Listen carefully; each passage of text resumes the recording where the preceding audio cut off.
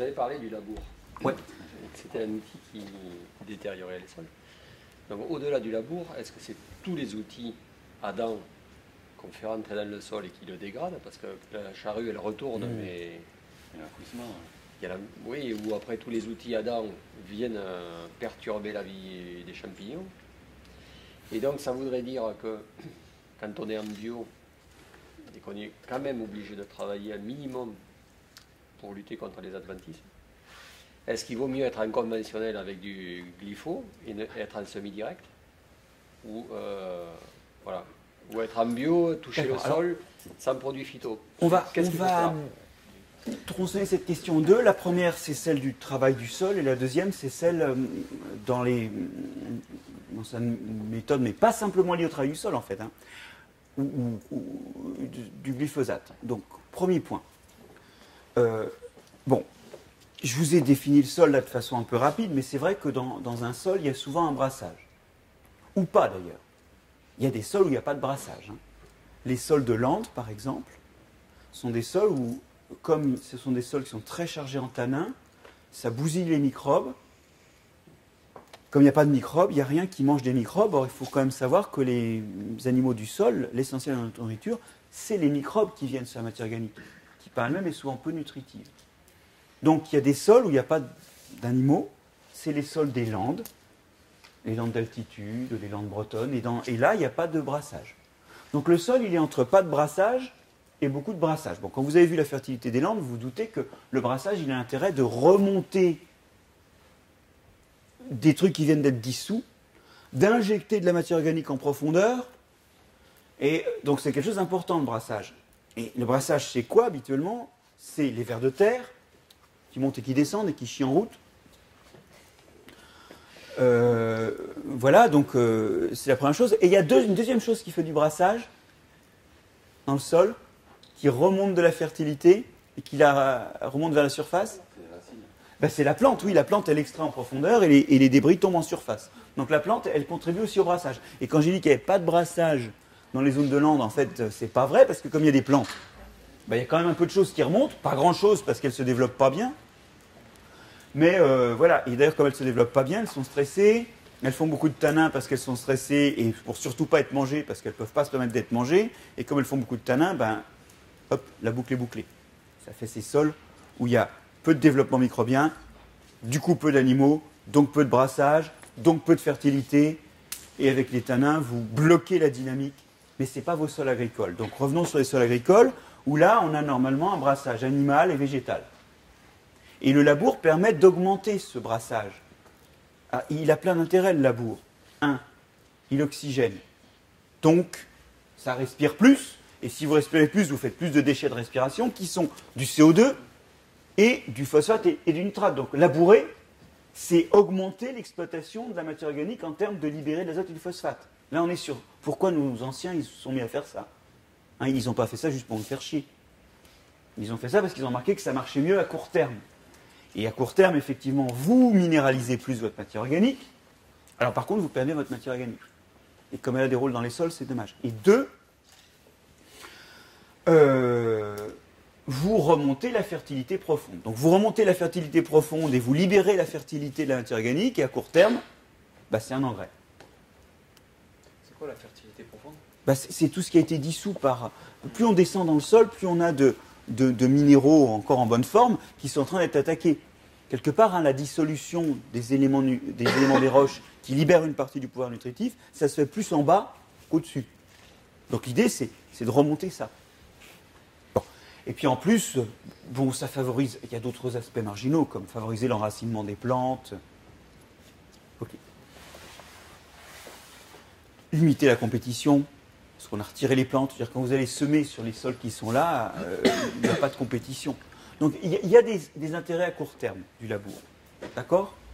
Le problème, c'est qu'on voit qu'à long terme, notamment au travers de l'érosion, et ce n'est pas indépendant de la perte de teneur en matière organique, qui d'ailleurs fait que le sol est beaucoup moins structurellement stable et plus érodible. Bon, mais on arrive à payer un coût à long terme qui est inacceptable, qui est en fait la perte des propriétés du sol et aussi tout simplement la perte des sols. Mais à court terme, c'est une bonne idée. Simplement, ce n'est pas soutenable. C'est ça le problème. Alors, tout ça pour dire que donc, un peu, ça va, trop, ça va pas. Et on retombe là-dessus. Le problème, c'est pas de dire il ne faut pas mélanger les sols, ou il faut mélanger les sols. La question, c'est à quel degré on les mélange pour que d'une part, ça marche bien, et deuxièmement, ça marche bien encore demain. Vous y êtes? Quelque chose qui fait qu'on arrive à tirer des choses des sols et qui est soutenable. Toujours ces deux critères, et qui montrent que, voilà, rien n'est bon, rien n'est mauvais. Donc, là maintenant, la question suivante, c'est est-ce que je peux griffer? Qu'est-ce que je peux faire sur mes sols? Parce qu'il est évident que pendant des millions d'années, les sols, ils n'ont pas vu ni la grelinette, ni la herse, ni rien de tel. Mais c'est clair qu'aujourd'hui, on a besoin de produire un peu plus que ces sols ont produit pendant des millions d'années. Il faut voir ça aussi. Donc il va falloir faire quelque chose. Alors, la réponse est la suivante. Ça dépend. Il y a des sols où il y aura besoin, effectivement, sans doute, d'avoir des actions mécaniques, et d'autres pas. En particulier, il y a un autre facteur qu'il faut prendre en compte, qui est la compaction.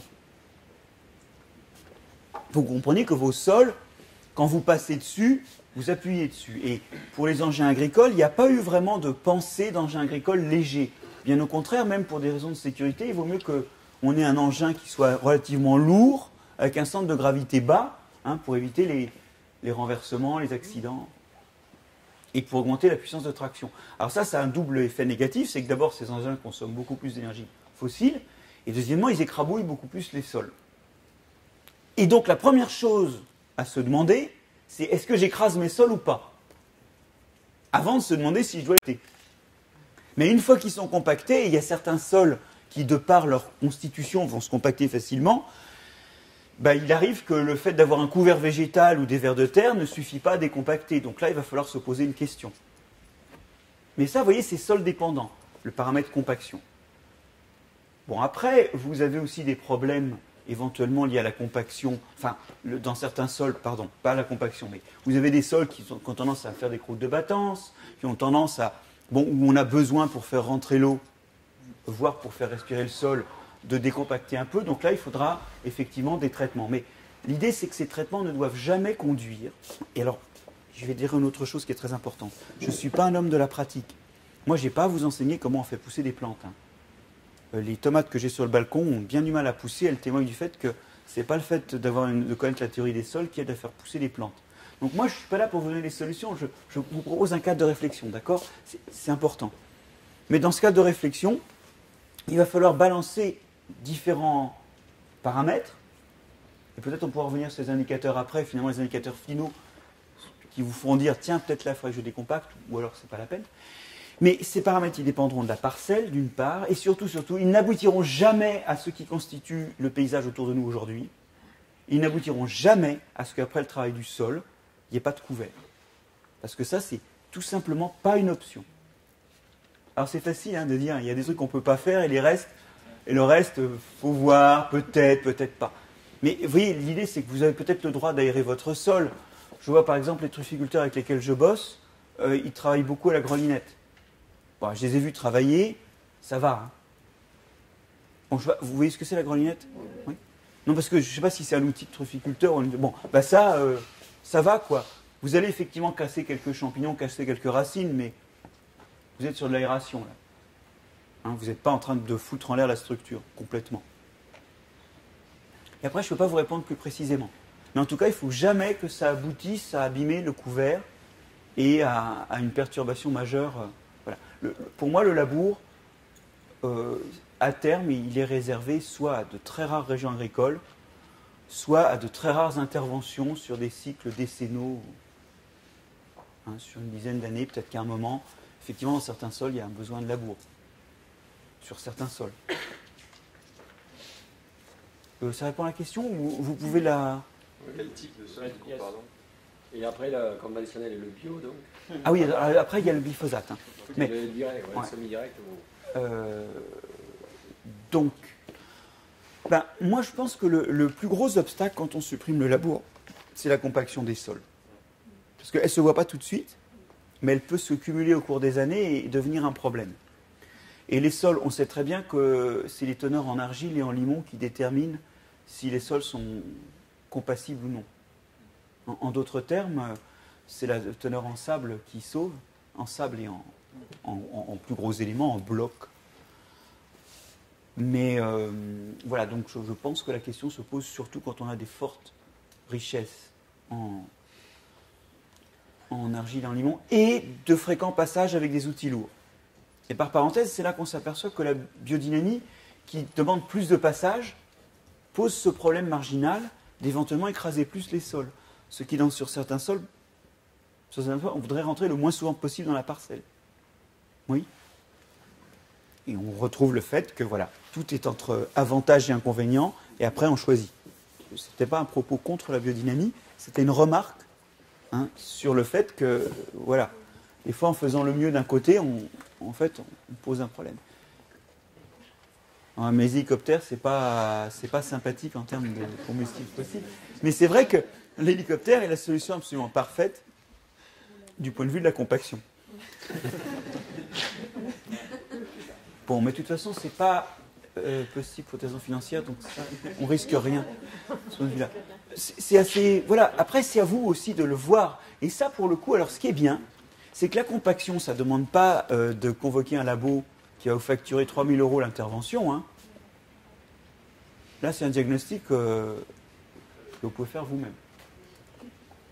Hein, on parlait hier des gestes et des observations que vous proposez de faire de façon autonome. Ça s'estime soi-même. Voilà. Alors après, quand on travaille avec un couvert, effectivement, de temps à autre, on a envie que ce couvert soit un peu moins envahissant pour laisser la place à la culture cible. Bon. Alors, on peut décliner la question de plusieurs façons. Que faire pour foutre en l'air ce couvert? Alors évidemment, l'intervention mécanique est la plus simple, sauf qu'elle prend du temps, elle est chère, oui, c'est coupé, mais elle est chère et c'est encore un passage. Alors je vais vous signaler deux opérations qui sont possibles, mais pas partout. La première, c'est de lâcher du bétail. Vous lâchez des bestioles et elles vont vous ratiboiser tout. Là, j'étais à Châteauneuf-du-Pape, il y a des endroits où ils lâchent des moutons. Alors c'est bien parce qu'ils font ça à un moment où la vigne n'a pas sorti ses feuilles, donc les moutons, ils s'en foutent, même des bourgeons, ça ne les intéresse pas. Et ils lâchent les moutons et ils font ça juste avant que la vigne sorte ses feuilles, donc avant que s'enclenche une compétition pour l'eau. Bon ben voilà, là c'est résolu. Et puis comme c'est du petit bétail, il n'y a pas de compaction. Bon, le gros bétail, il faut voir. Hein.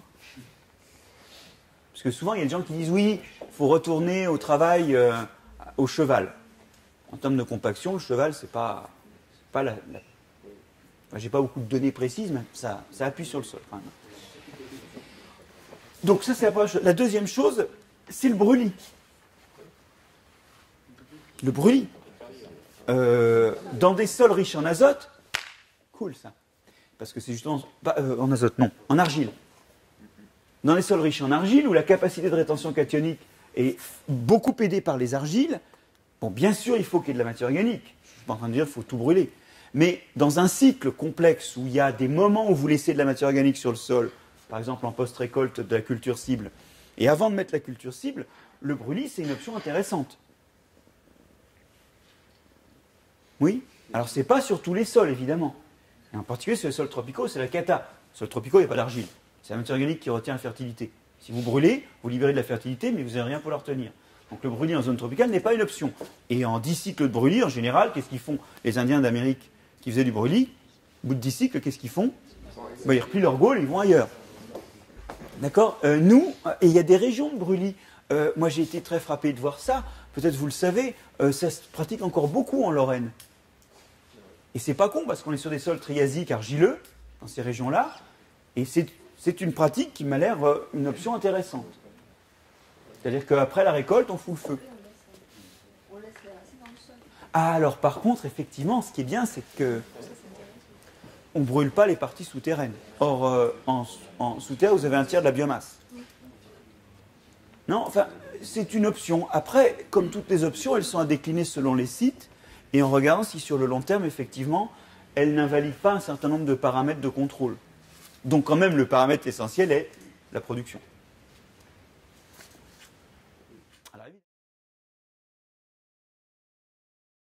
Non, mais je disais que nous, en bio, on a fait cette recherche, en fait. On n'a pas le glyphosate, donc on fait ça. Donc, c'est-à-dire comment? Là, je sais pas, j'essaie de mettre en place des couverts, j'essaie de faire du superficiel, il faut trouver les bons outils, il faut que le couvert il se décompose, il faut arriver à faire un lit de semences propre, il faut éviter la levée de graminées, enfin, c'est compliqué quoi, on a plein de... Mais on y passe en faisant des désherbages mécaniques. Alors, il y a une chose aussi, c'est qu'au début, quand vous faites une conversion, entre guillemets, vers des sols non travaillés, bon, vous avez tout un tas de graines qui lèvent et qu'effectivement on peut détruire par le labour. Une des vertus du labour, c'est d'empêcher les mauvaises herbes de pousser. Mais en même temps, vous allez passer dans une situation où vous n'allez plus avoir de banque de graines, puisqu'en fait, les graines, elles ne vont plus rentrer aussi bien dans le sol. Donc il y a aussi un truc à distinguer, qui est les emmerdes qu'on a au début, quand on ne retourne plus, et puis ceux qui viennent après. Mais la très mauvaise nouvelle, c'est qu'il y a aussi les ennuis qui viendront encore plus tard. Je m'explique. Vous êtes héritier de sol en conventionnel. Quand vous arrêtez un certain traitement, vous avez tout l'héritage qui vous emmerde. Et ça, c'est notamment une banque de graines plus importante à cause du labour. Bon. Quand elle est épuisée, ça va se calmer comme problème. Mais en ayant de grandes surfaces traitées en non-labour, en couvert permanent, vous allez sélectionner les plantes qui n'existent pas encore, ou qui sont très limitées en abondance, qui réussissent avec cette règle du jeu. Et donc à terme, vous allez avoir à gérer des emmerdes dont vous n'avez pas idée, qui sont l'adaptation des plantes à cette nouvelle règle du jeu. Vous y êtes? Quand on utilise les antibiotiques au début, ça marche du tonnerre. Sauf qu'au bout d'un certain temps, ça entraîne une évolution des adversaires. Et ça fait des résistances. Et donc, passer en semi-direct, passer en culture sous couvert et tout, ça va sélectionner les plantes qui vont avec ça. Donc, je prédis des emmerdes, et je reviens à ce que je disais, va falloir continuer les yeux ouverts, à adapter les pratiques. Il ne faudra pas leur créer une routine, quoi. Il faudra de temps en temps un peu essayer de casser des cycles avec des rotations. Et là, on se dit, tiens, peut-être que de temps à autre, de façon aléatoire dans le temps, un bon labour pour leur ratatiner la gueule, vous y êtes? L'idée, c'est de créer des hétérogénéités qui fassent que la routine s'installe pour personne. Il ne faut pas les prévenir. C'est la nuit. Ah oui, il ne faut pas le dire. Elle est la nuit.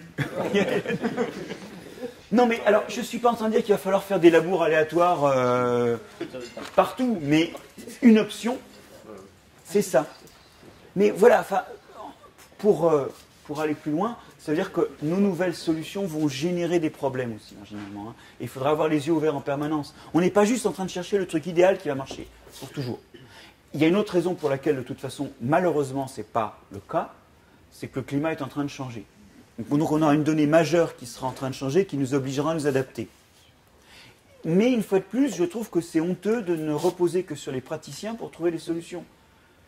Ça doit s'accompagner, non seulement parce qu'une recherche décente est génératrice de coûts, mais en plus, il faut une vision panoramique pour faire la synthèse de où marche quoi.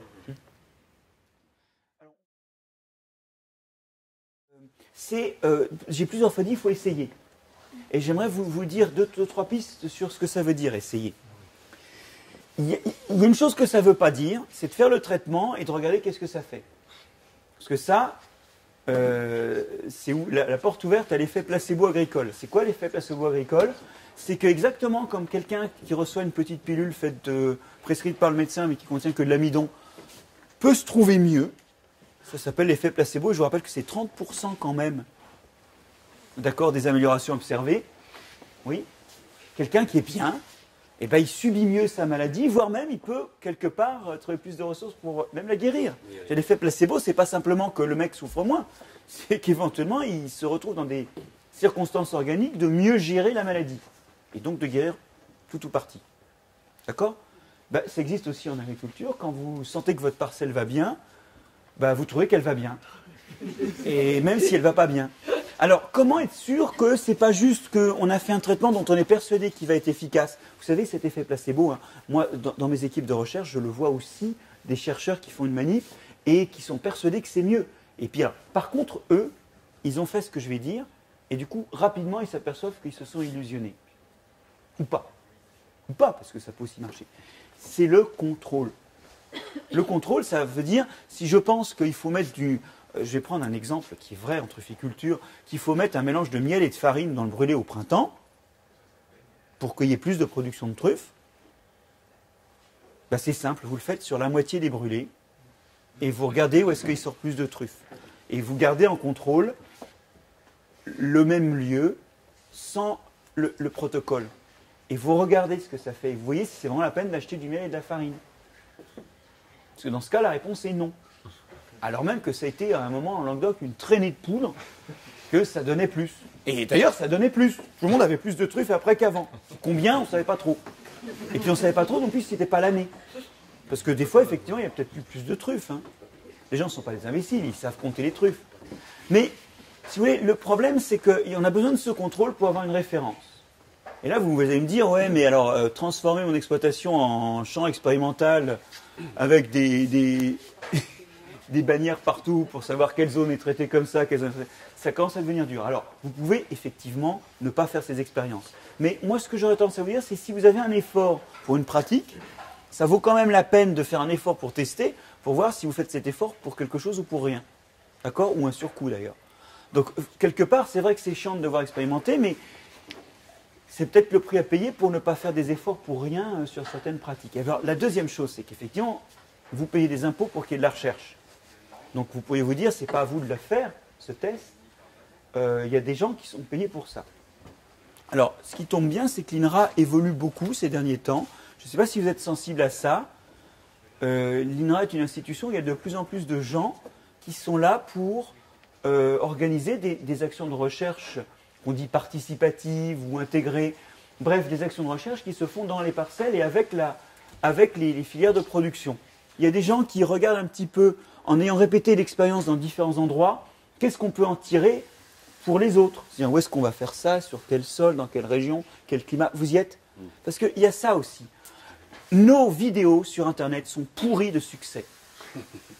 De gens qui ont...